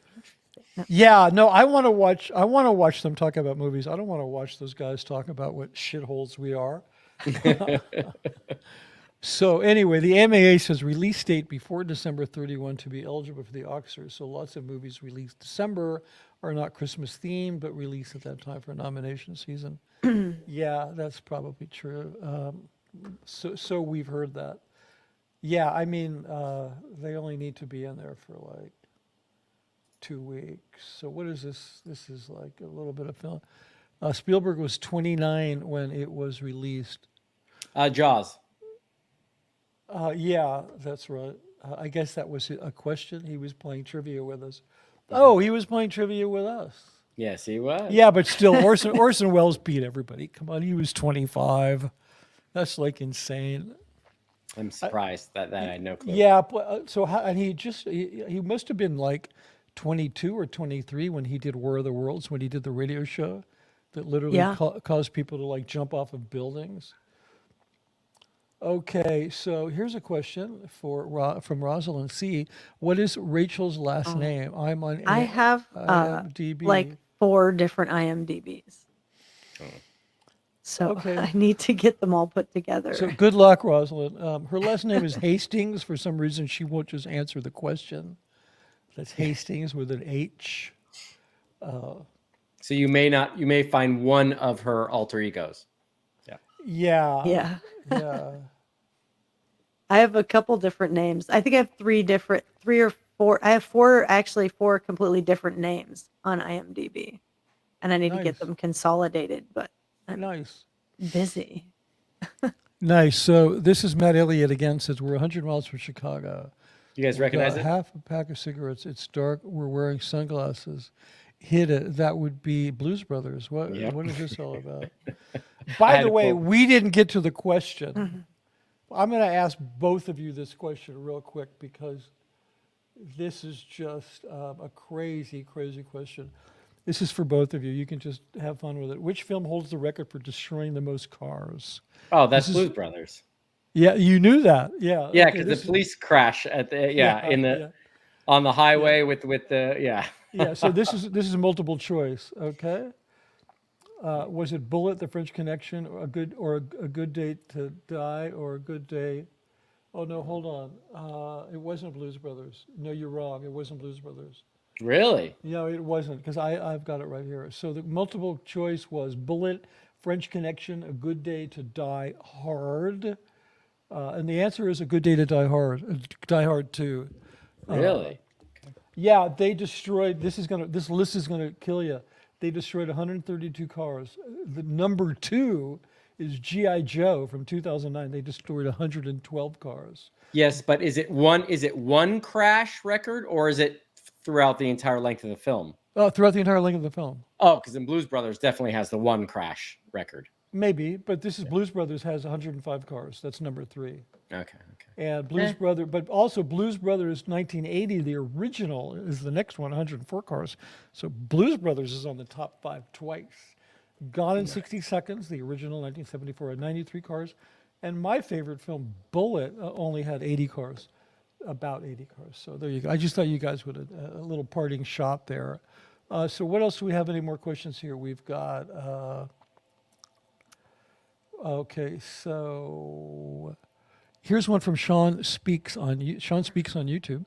Question: with CGI, AI, will movie stars' likeness be used well after they are gone, or what are your thoughts on the overuse of CGI? Well, we can answer that better when we get the full ratification of what's been striking. That's been a major part of the SAG strike. The Screen Actors Guild strike is about CGI. And from my understanding, the agreements are that you have to have a person's permission to scan their likeness or to create their likeness with CGI and to use it in a film. And then if they are deceased, their family member has to give permission. If there's not a living family member, permission has to be given by the union, the Screen Actors Guild, SAG-AFTRA. And then every time that the likeness is used, whether the actor is famous or a background actor, you have to pay residuals the same way you would as if you actually used the person.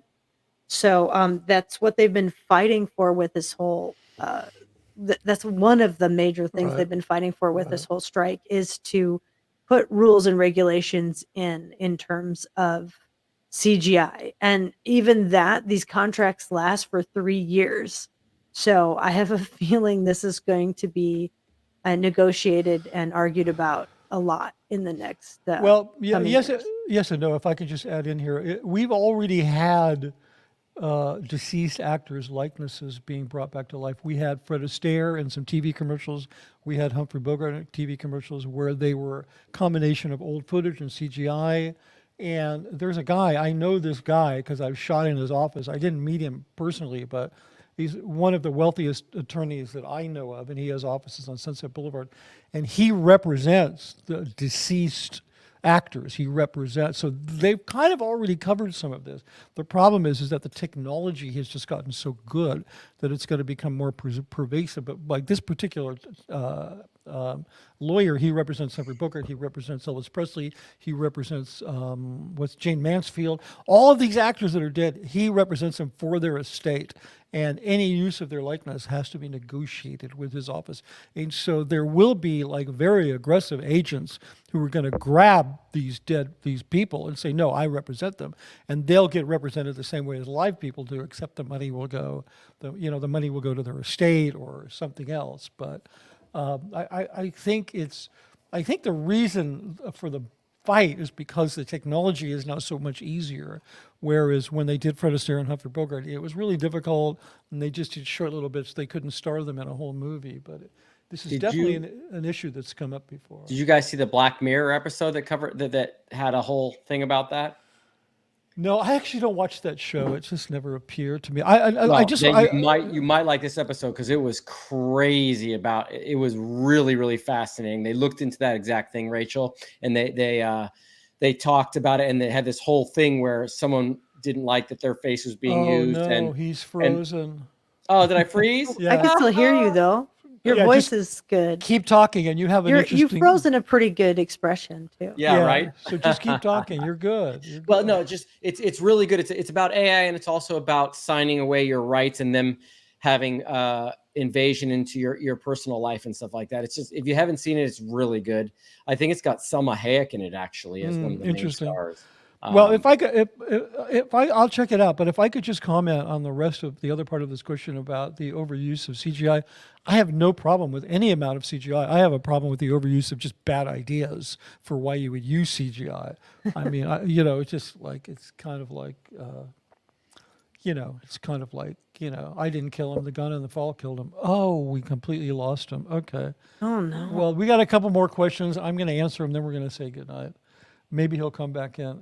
It says, Sean speaks on YouTube as favorite movie quote ever. Mine, don't think you are, know you are, from The Matrix. Rachel, do you have a favorite movie quote?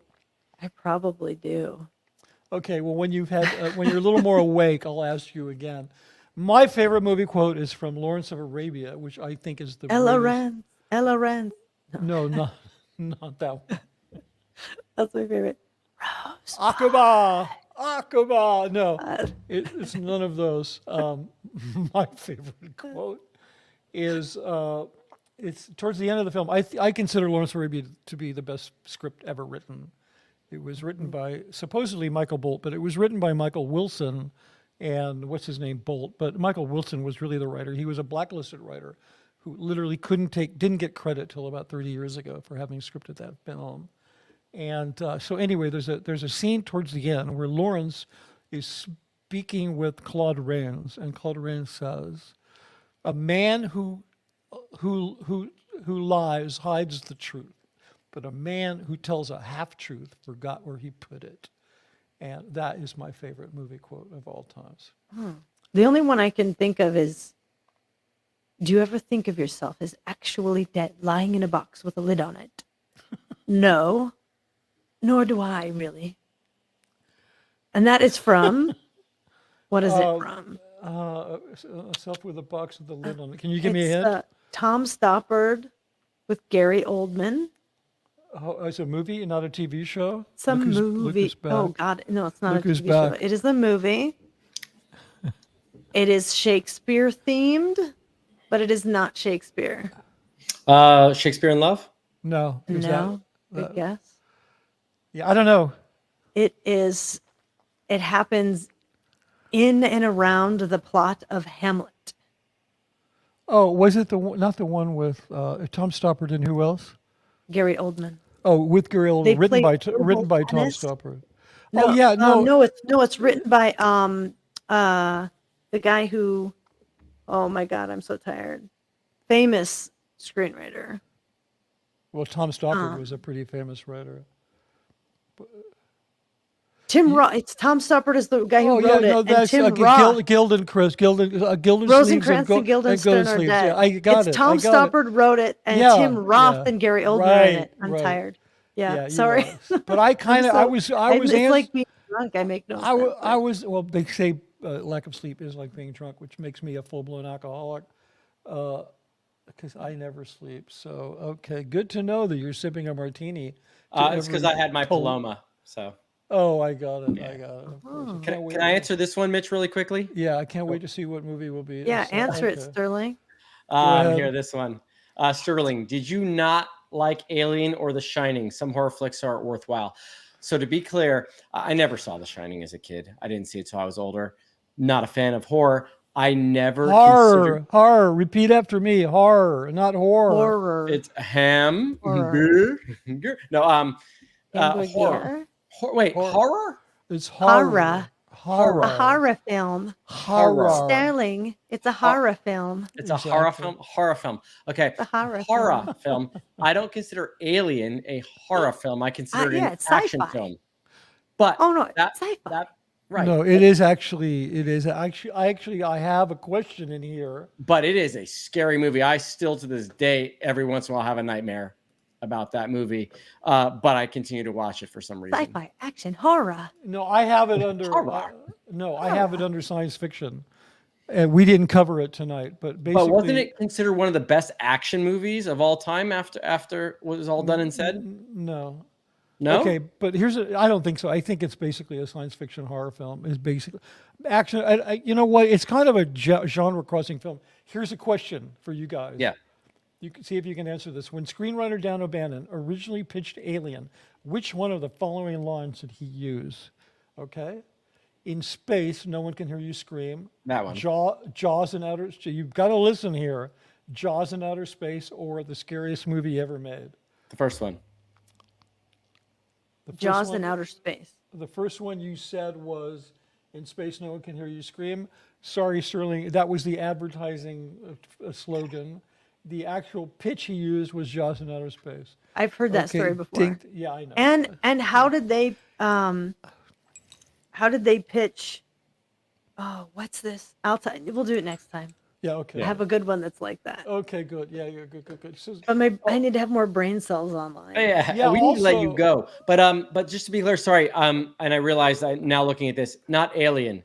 Aliens was the movie that I liked the most. Oh, yeah. The second one with Sigourney. The second one. Yeah, second one was really good. The James Cameron directed one. Yeah. It was really good. Yeah, it's really good. If you can find the actual shooting script online. Yeah. And the shooting script is 50 pages longer than the film. There's 50 pages that I don't even know if he shot it. And I read in an interview, he put it in the script because he just wanted, when people were reading it, he wanted them to read that backstory, although he never intended to make it. But he needed the producers to, it's the 50 years of what happened to Ripley after the first film, because remember, she was in suspended animation for like 57 years. So it's worth downloading that script and reading. I had that assignment from a writing teacher to actually read those. It's amazing. Cameron is, nobody writes action like him. Action's hard to write because there's no dialogue. And then he hit me, and then he picked up a chair, and he slams Joe over the head with a chair, and then, it's stupid. Right. But the way Cameron writes, it's worth reading if anybody. I got a great question for both of you. Yeah, go ahead. There's a rumor going around that the Avatar, the first one and the second one, because they're basically the same thing, but Avatar is the same exact script and storyline as Dances with Wolves. Exactly. Oh, really? I heard that the first one. I have heard that. I've heard the first one was the same as Pocahontas.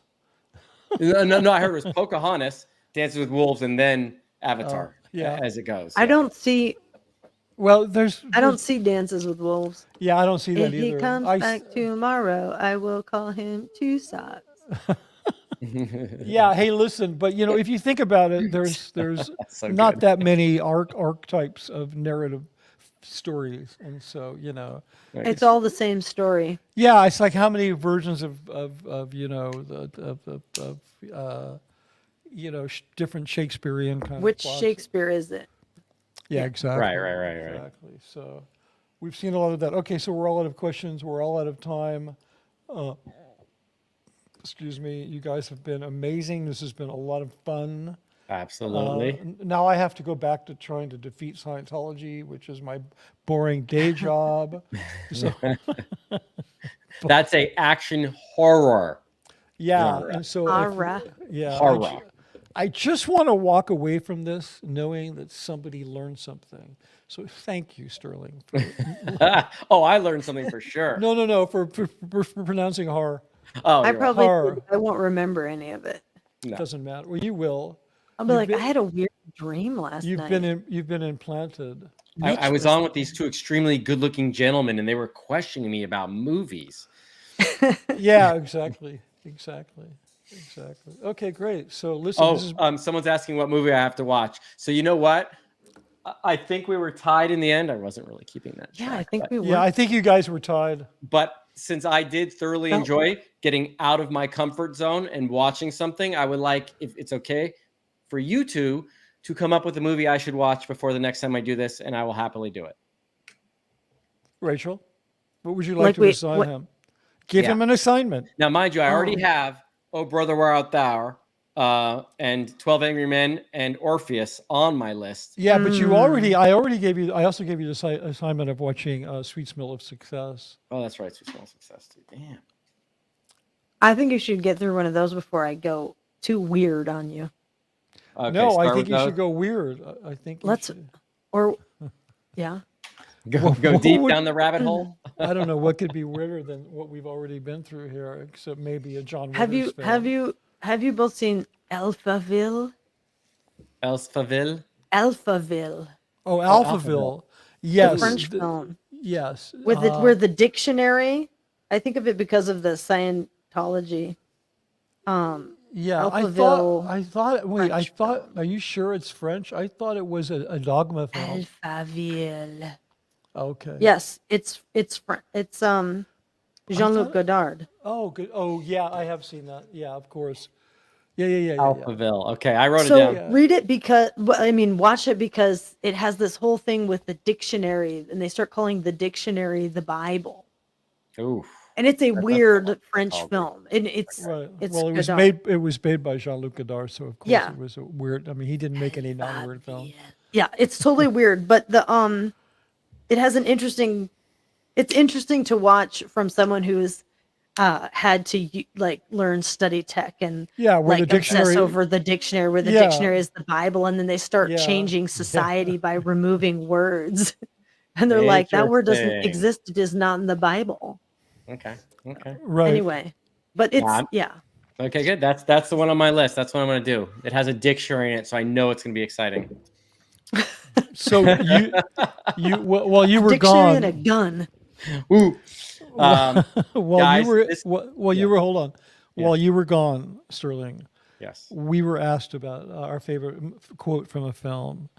So we need to ask you, and you cannot say yippee-yi-yo-ki-yay, motherfucker, okay? I would never say that. Okay, the good. one I quote the most and forgive me for this, the chat won't, but I hope you guys do, is I've got the need for speed from Top Gun. Okay, that's fine.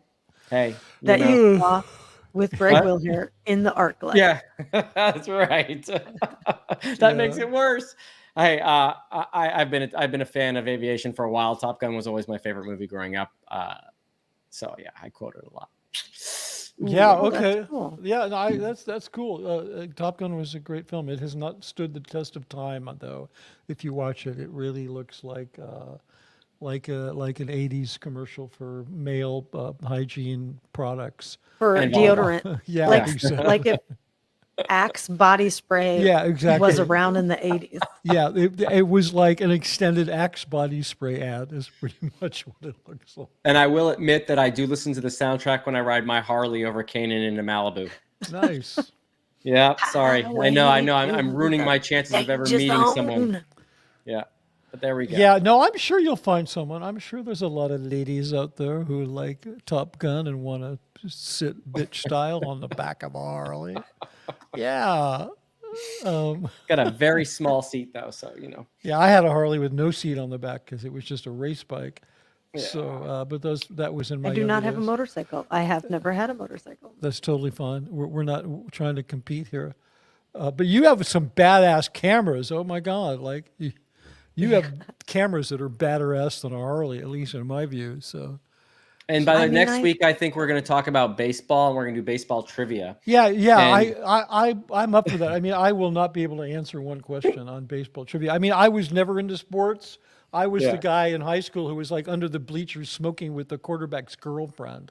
So I wasn't like not into sports. That's so good. That's so good. Yeah, I mean, I'm trying to think. When I was in college, I fenced. I really wanted to learn sword fighting, and I thought about doing Japanese sword fighting. It's a little harder to get into, so I took fencing. Did you do epee or did you do saber? No, I did epee. I did I did foil. What am I talking about? Foil, okay. Yeah, no, I was a little too. You have to be for one thing. Epee is kind of dangerous because if you break an epee, you're going to get skewered and you're going to die. There's not a lot of epee fencing, and then. The guy that I actually learned to fence from was a California state champion saber fencer, and you got to have a really intense upper body strength because I forget what a competition saber weighs, but it's a few pounds. Yeah, I do saber every once in a while for fun. It's how long can you last swinging that thing around? That's like not easy.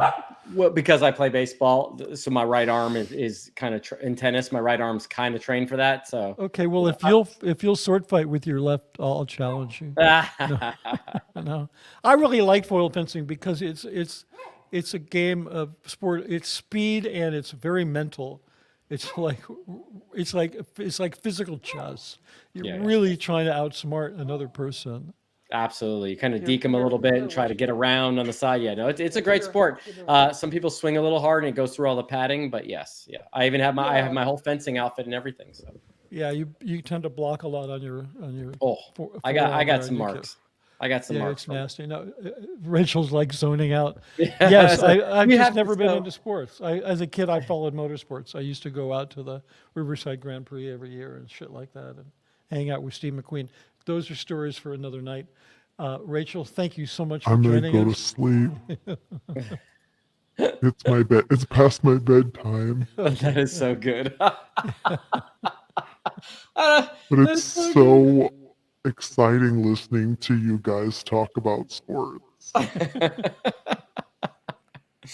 Hey, well, I don't, you'll probably say, Mitch, but everyone that joined us tonight, thank you so much.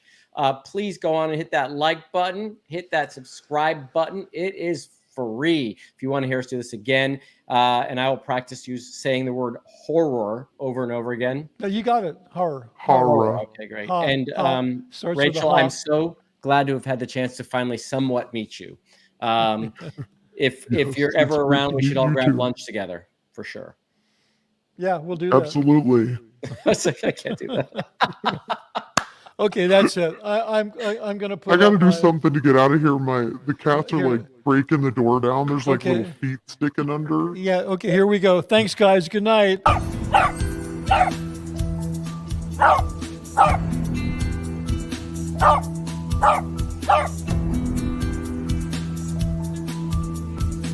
Oh!